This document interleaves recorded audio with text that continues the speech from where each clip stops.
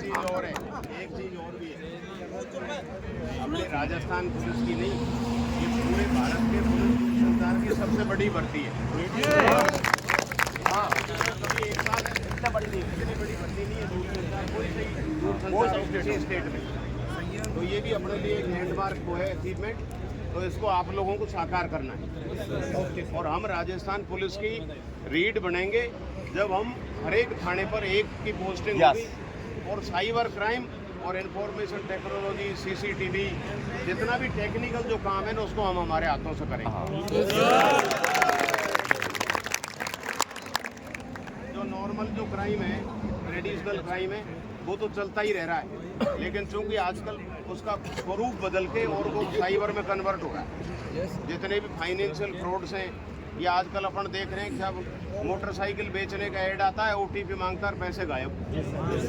तो ये चीज़ें आने वाले टाइम में बहुत ज़्यादा बढ़ेंगी। जब आप 18 महीने के बाद में प्रशिक्षण लेके आओगे तो ये क्राइम का रेट आज की रेट से डबल हो चुका होगा, क्योंकि अपने हिंदुस्तान में पॉपुलेशन 150 करोड़, पब्लिक इनोसेंस है, पब्लिक अशिक्षित भी है, जिनमें आधी महिलाएं, बच्चे हैं, हर एक के हाथ में मोबाइल। इस वजह से क्या है कि इस मोबाइल के जो उपयोग है, उन उपयोगों के बारे में, साइड इफेक्ट्स है उसके बारे में हमारे उन लोगों को पता नहीं।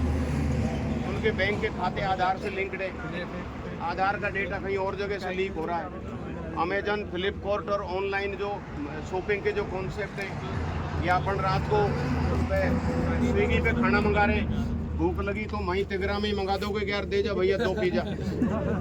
तो अब वो जो स्कैन की जो टेक्नोलॉजीज है, या ऑनलाइन जो बंदा बैठा है ना, वो आपके एक्टिविटीज़ पे नज़र कर रहा है। अब तक तो वो अपनी एक्टिविटीज़ पे नज़र रख रहा था, 18 महीने के बाद में उसकी एक्टिविटीज़ पर आप नज़र रखोगे, ऐसा मुझे ठीक है ना। बैंकिंग फ्रॉड से, जैसे बैंकों से क्या हो रहा है कि डिजिटल करेंसी है, जो क्रिप्टो करेंसी है, बिटकॉइन वाली है, इसके 3, 4, 5 और रूप आ रहे हैं अलग अलग।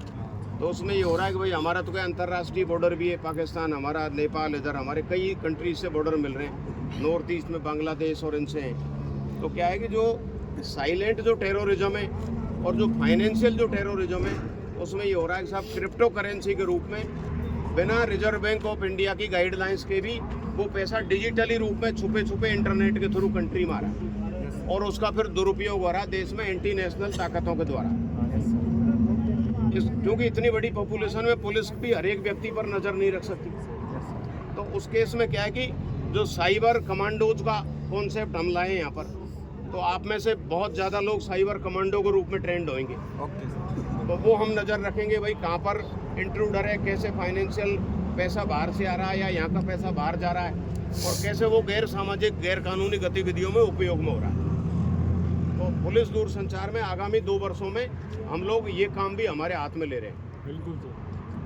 आप लोगों को भर्ती करने का जो डीजी साहब का, राजस्थान सरकार का जो पर्पज है, वो ये भी है कि प्रत्येक थाने पर आपकी तैनाती करके, और जो थाने स्तर की जितनी भी जो टेक्निकल जो वेयर अबाउट्स है, वो आपके हाथों से हो।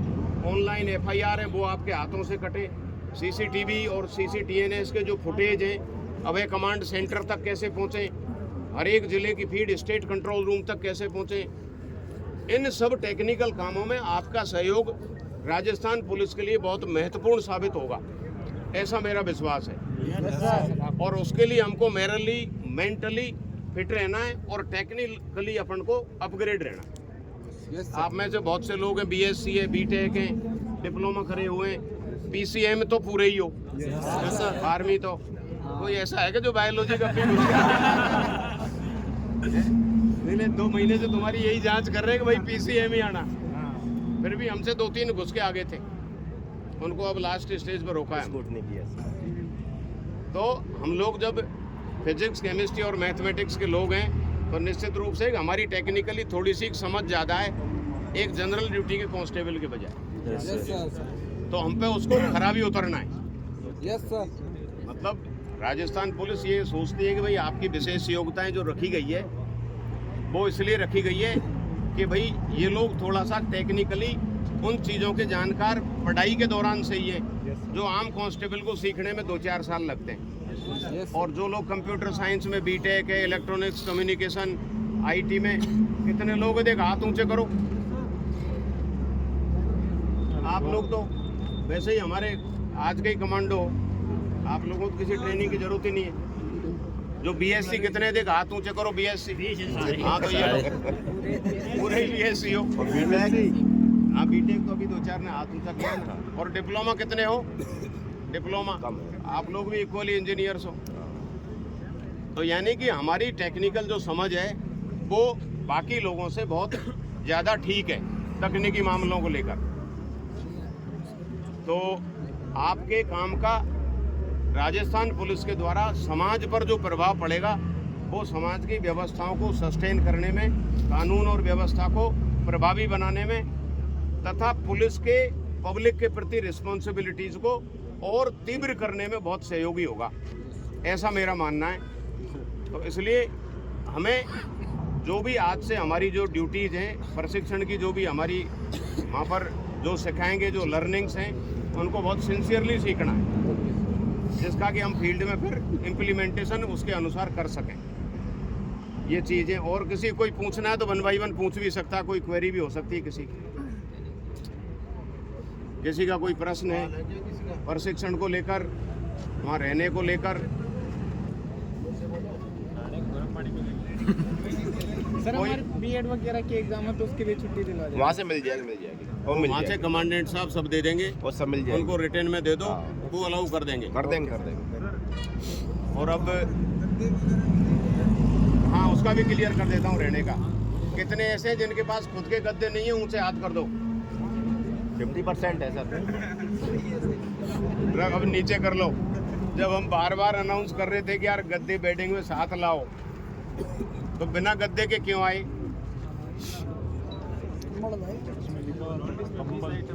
अरे गद्दर कम्बल में फर्क होता है कि नहीं होता? तो फिर कम्बल लाए, फिर कम्बल बिछा लेना नीचे। एक कम्बल को गद्दे के रूप में हाँ। उपयोग करना। वैसे हमने क्या है, कभी सुबह अपने वहाँ कोऑर्डिनेटर है श्री भाग्यशाली मीना सीआई है धौलपुर वाले, उनको कह दिया है कि कम से कम 300-400 गद्दे वो कैंटीन में उपलब्ध करवाएंगे। 200 के लिए बोल दिया अभी। 200 के लिए बोला है? अभी जो गए ना आज डेट में 200 के पास में नहीं है, 200 के पास में है। कैलकुलेट 200 ही है क्या? आज की डेट का। ठीक है। कल की अलग होगी। ठीक है। तो यानी कि वो गद्दा रात को उपलब्ध हो जाएगा। हो जाएगा कैंटीन में। एक बार और उनको हम रिमाइंड करवा देंगे जब आप पहुंचोगे। जब तक बाई चांस मान लो कैंटीन है, मार्केट है, उपलब्ध नहीं हो तो कल तो पक्का ही हो जाएंगे। इसलिए अपना एडजस्टमेंट करवा के काम चला लेना। आज आप उसमें व्यवस्थाएं कैसी थी? सही थी क्या? Yes sir. बहुत अच्छी। वालों कौन है ये? तू आगे आ जाओ। क्या अच्छी थी ताकि बाकी से नहीं पूछना पड़ेगा।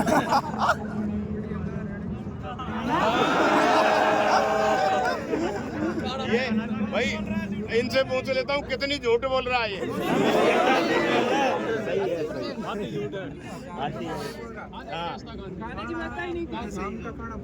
शाम का तो पानी पिलवाया ना यार, एक जन शाम का बोतल मंगवा। सुबह का चल भाई ऐसा है देखो,